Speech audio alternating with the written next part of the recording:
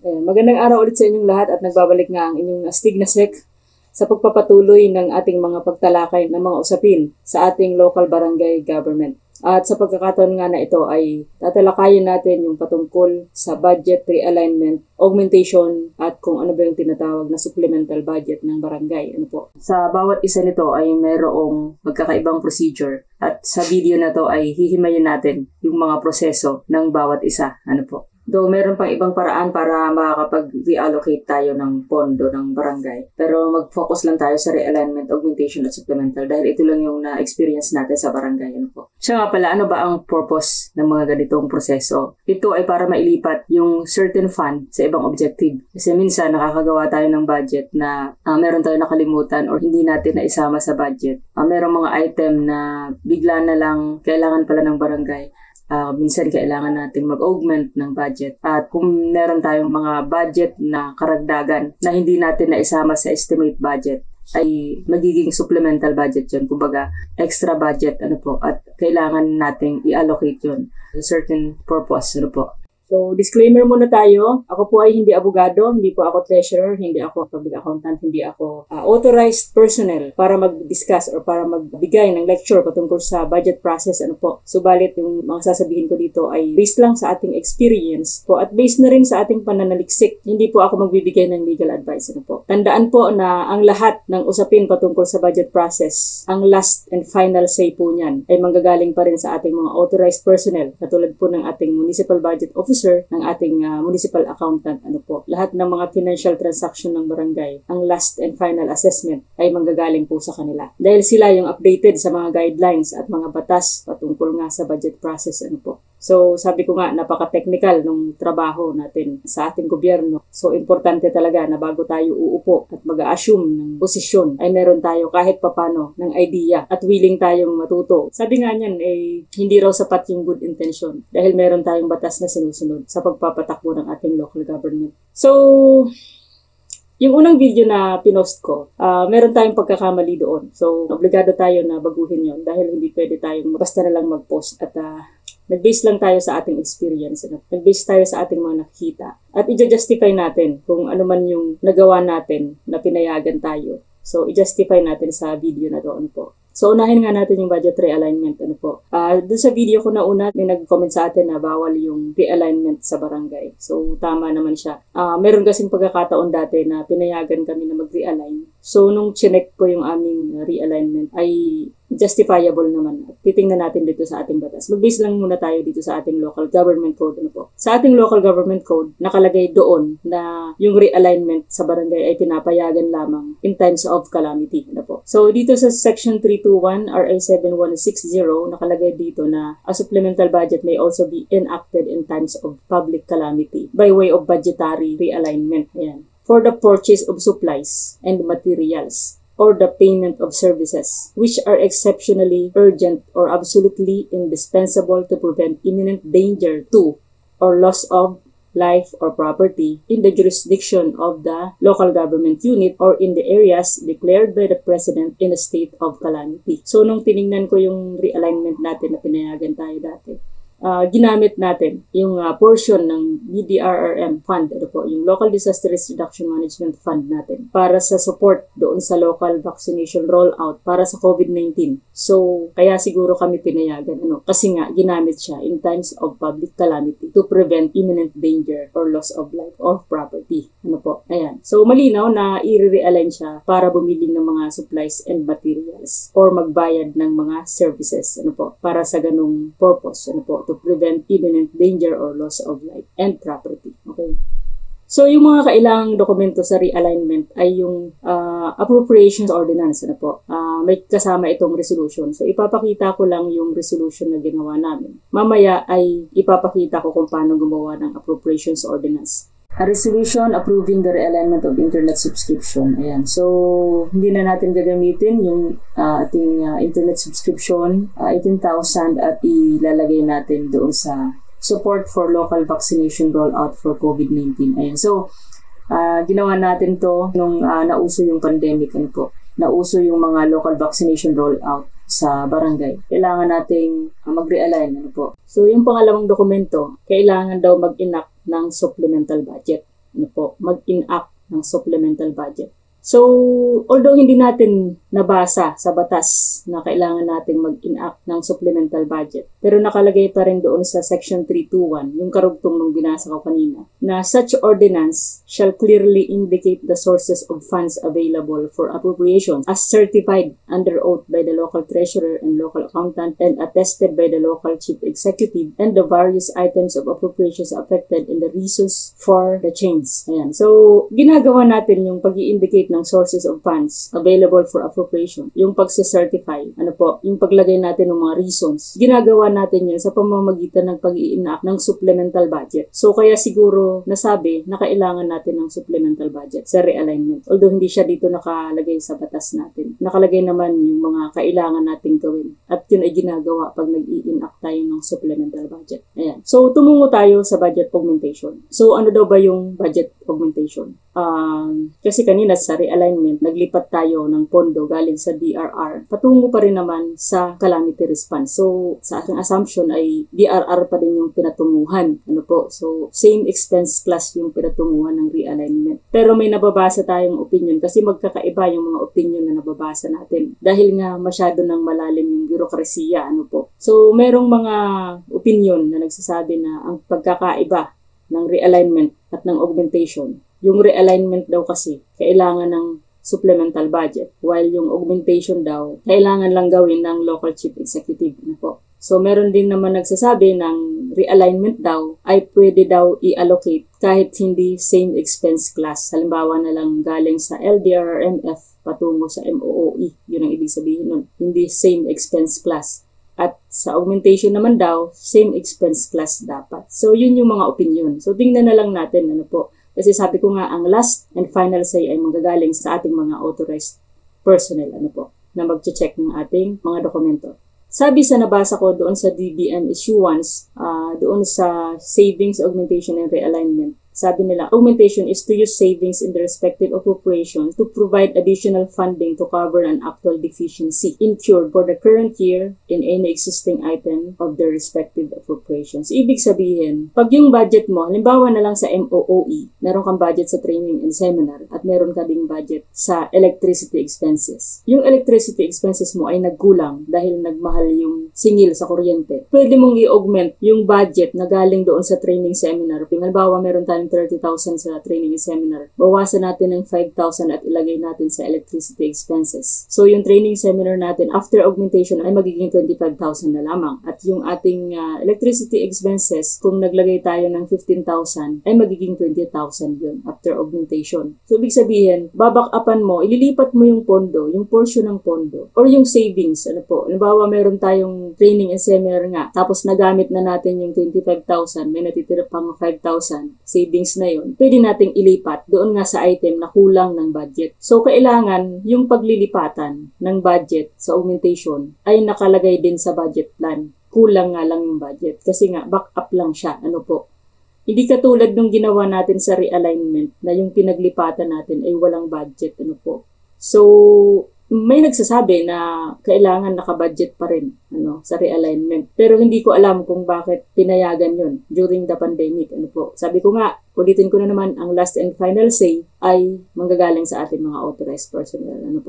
Yan. So, dapat nakalagay pa rin sa budget yung paglilipatan ng augmentation. Yun yung sinasabi nila sa augmentation.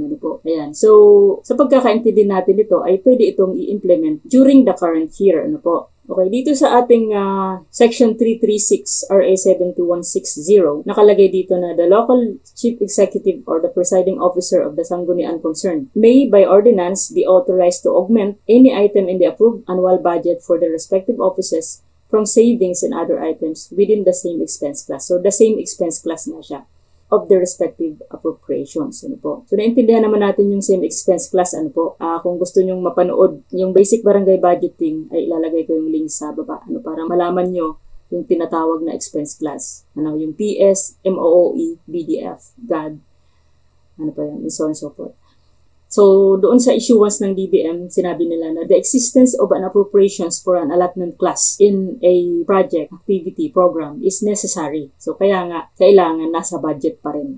for the purpose of augmentation. An allotment class as used herein may either be personnel services, MOOE, or capital outlays. So dahil nakalagay dito na MOOE, PS at capital outlays ang pwedeng i-augment, ay iwasan muna natin na mag-augment sa ibang expense class. Kasi ito yung nakasulat dito.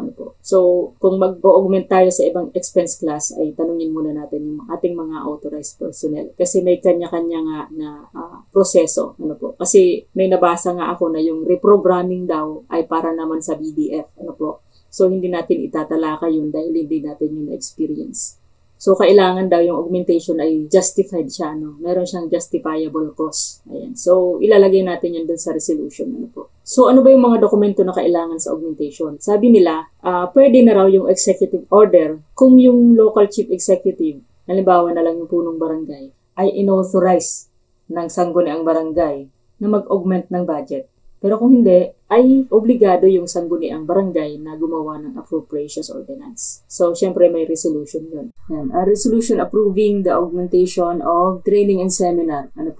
At nilipat siya doon sa travel expenses. Dahil kulang yung travel expenses, so babawasan natin yung training and seminar ng 3,000. At ililipat natin sa travel expenses. So, ayan yung sample natin.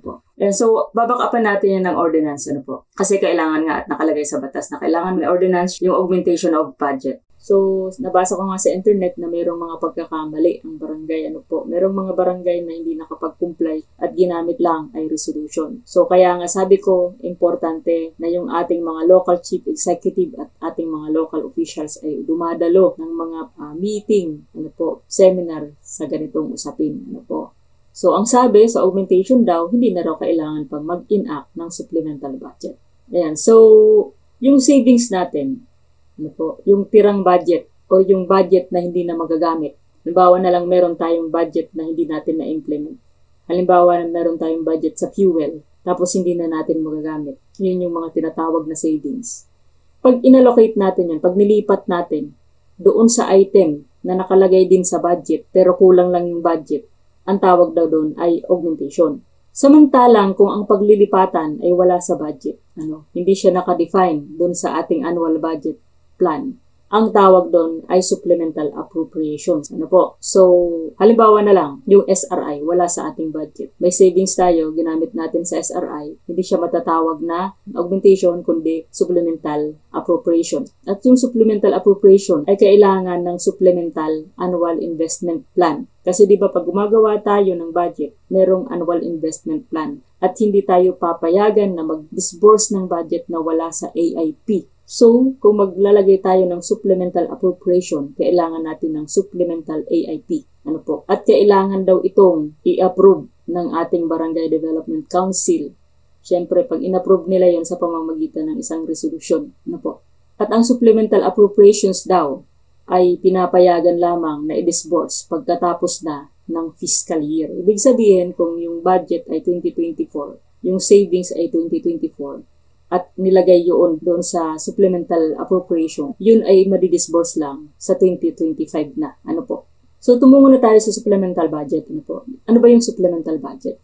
Yung supplemental budget, ito yung extra na budget, karagdagang budget, na pwede nating ilagay doon sa mga items na nasa budget, pwede nating idagdag, or pwede rin nating ilagay doon sa mga items na wala sa budget plan, Yun yung supplemental budget, halimbawa na lang, nag-estimate tayo ng budget, for 2024. Last year, nag-estimate tayo ng budget for 2024 at nilagay natin sa ating RPT na 70,000. Yung estimate natin. Kasi di ba yung source of income natin ay NPA at bukod sa NPA, meron tayong mga local income katulad nga ng real property tax na binabayad doon sa LGU. Ngayon, meron tayong share doon. At ang in-estimate natin ay 70,000. Pero ang dumating ay 100,000. So, ibig sabihin, meron tayong extra na 30,000, yung tinatawag na supplemental budget. Pwede rin naman na yung pondo na galing sa isang item na hindi natin gamit, tatawagin pa rin natin supplemental budget yun. So, ito nga yung sample ng supplemental budget. Yung savings natin sa sarili nating pondo na hindi natin nagamit, supplemental budget yun. At yung mga pondo na dumating na wala sa estimate natin, supplemental budget din yun. Kung meron tayong mga pondo na hindi na natin magagamit pa kasi patapos na yung taon, pwede nating ipunin bilang savings at gawin nating supplemental budget. So, ang example ko nga dito ay yung aming PS, kasi yung aming SK chairman ay na-appoint bilang Federation President by March, So, yung kanyang honorarium na March to December ay hindi niya na magagamit dahil yung kanyang honorarium ay manggagaling na sa LGU. So, yung savings na yon ay ginawa naming supplemental budget. Subalit, yung pinaglipatan namin ay wala sa budget dahil nilipat namin sa SRI. So, nailabas namin yung the next year na Yun yung example ng supplemental budget na galing sa sarili nating savings. At yun namang mga additional fund, halimbawa na lang yung supplemental budget natin ay galing sa RPT, galing sa labas. Hindi galing sa sarili nating savings. Ay ina-allocate yun kung paano hinahati-hati ang pondo ng barangay sa mga statutory obligations nito. So kung gusto nyo mapanood yung video tungkol sa basic barangay budgeting, ay ilalagay ko yung link sa description sa baba. Merong pagkakataon dati na sabi ng aming treasurer na pinayagan kami na mag-allocate doon sa mga most urgent needs ng barangay sa pamamagitan ng justification through a resolution So hindi ko alam kung pinapayagan pa yan. Samantalang yung ating savings yung ating savings galing sa sarili nating pondo na supplemental budget ay i-allocate natin kung saan siya naka-classify Kaya nga sabi ko yung PS namin na honorarium ng aming SK ay inallocate namin sa PS pa din Yung PS na yun ay SRI pero wala siyang item sa budget kasi nga wala naman kaming sapat na pondo para maglagay ng SRI sa budget. So wala yun sa budget. Pero dahil meron kaming savings, nilagay namin sa SRI at dahil yun ay supplemental appropriations, ay hindi naman yung pinayagan in the same fiscal year. So the next year na namin na-implement. Kasi diba yung SRI, pinapayagan ng ating national government na magkaroon yung mga government official nito. Pero wala namang pinoprovide na pondo ang national government. So kukuhanin pa rin natin yun sa sarili nating pondo kung meron. Kung wala tayong pondo at wala tayong savings, wala din tayong SRI. Pero kung malaki-laki ang PS ng barangay, ay pwede yung pondohan. Meron kasi mga barangay, karamihan sa mga barangay sa Pilipinas ay maliit lang ang 55% nila. So hindi siya talaga nalalagyan ng pondo kasi hindi siya priority. Lalo na yung mga bonuses at ito nga ang SRI. So usually ay naghahanap tayo ng savings para ilagay dito. So, maswerte tayo kung meron tayong savings sa PS, makakapag-SRI tayo. Pero kung wala tayong SRI. Sabi ko nga, depende na lang kung malaki ang pondo ng barangay. Malaki ang 55% ng barangay, nakapako tayo dun sa salary standardization. So, ibig sabihin, kung sobrang laki ng PS, malamang mayroong sobra yon kasi nakapako pa rin tayo doon sa salary grade natin. Meron tayong salary grade. So, yung sobra ay pwedeng ilagay sa SRI, pwedeng ilagay sa bonus. So, yun, nabanggit ko lang naman yun, Pero kung yung halimbawa na lang meron tayong budget sa bonus pero kulang, tapos meron tayong savings, pwede nating dagdagan yung bonus natin at pwede nating i-implement in the same fiscal year.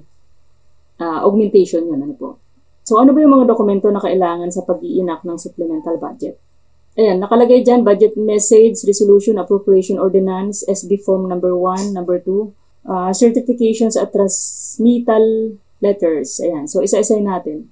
So, dito sa budget message ay usually nilalagay lang naman dito yung mga kadahilanan kung bakit kailangan natin mag-enact ng supplemental budget. So, ang gumagawa nito dapat ay yung ating punong barangay at ipipresent niya sa sangguniang barangay, kung magkano yung ating supplemental budget, Tapos, kasunod nun ay yung resolution approving the supplemental budget. Tingnan natin yung sample. So, ayan yung sample ng ating resolution approving the supplemental budget, number 1, calendar year 2023 of Barangay Masipag, Masayang Bayan, Provincial 1 in the amount of 112,439 and 52 centavos only. Ito yung honorarium ng ating SK chairman na hindi na niya magagamit from March to November, So, pagkatapos ng budget message, pagkatapos nilang gumawa ng resolution approving the supplemental budget, yung ating sangguniang barangay ay gagawa ng ordinansa na yung supplemental budget ay i-appropriate sa ganitong purpose, So, ganyan yung itsura yung ating appropriation ordinance, So, sa pagkakataong ito ay inappropriate siya sa service recognition incentive, ng ating mga barangay officials. So, yung sweldo ng ating SK na hindi na magagamit ay ginawang SRI. Ayan. So, merong mga form na nakalakip doon sa ating mga dokumento na ginagamit sa pagpapa-approve ng supplemental budget natin. Ano po. So, yung supplemental budget form number 1 ay yung Statement of Funding and Sources. Ano po. So, nakalagay dyan yung funds actually available. So, galing nga siya sa PS Savings at kung magkano. At yung pangalawang form ay yung Barangay Supplemental Budget Form number 2. At nakalagay naman dito, ito yung nagsisilbing supplemental AIP. Ano po? Kasi di ba sa budget, gumagawa tayo ng annual investment plan. So, hindi tayo pwede maglabas ng pondo na wala sa AIP kahit pa mayroon tayong extrang budget na dumating. So, gagawa rin tayo ng extrang AIP. Ano po? So, nakalagay dito yung ating AIP code at kung saan ba siya gagamitin at yung amount. Ano po? At sa pagkakaalam ko nga ay kailangan pa nito ng resolution approving the supplemental AIP. So, makikita niyo naman sa form ko sino yung mga pumipirma sa baba. Bibigyan ko naman kayo ng copy nito. Ano po? Maglalagay ako ng link sa description sa baba. So, ang tawag nga dun sa form na yun ay Statement of Supplemental Appropriations. Meron ding ibang pagkakataon na gumagawa tayo ng supplemental AIP. Halimbawa na lang doon sa mga programa na pinagkatiwala sa barangay. Halimbawa, galing sa kalahi, yung mga programa ng kalahi. Hindi naman yun maituturing na supplemental budget ng barangay. Although, ibinigay yung budget sa barangay, hindi siya maituturing na supplemental budget kasi yun ay may dating programa. May sarili siyang budget plan. Trust fund siya na tinatawag. Gumagawa tayo ng supplemental AIP. Halimbawa na lang din yung share namin sa storage ng mga oil depot sa aming barangay. Kasi nagtatax yun sa LGU at sa national government. Pero merong ordinance ang LGU na meron kaming share, maliit na porsyento doon sa storage fee. So, doon sa ordinance, nakadefine na kaagad na yung share ng barangay ay kailangang gastahin sa mga environmental programs lamang. So, nakadefine na siya. So, hindi siya matuturing na supplemental budget ng barangay, kundi trust fund. So, yun yung mga pagkakataon lang naman na gumagawa tayo ng supplemental AIP. Ayan, so kailangan meron mga certification galing sa treasurer at galing sa punong barangay at galing din sa municipal accountant. So makikita niyo yan dito sa ating example.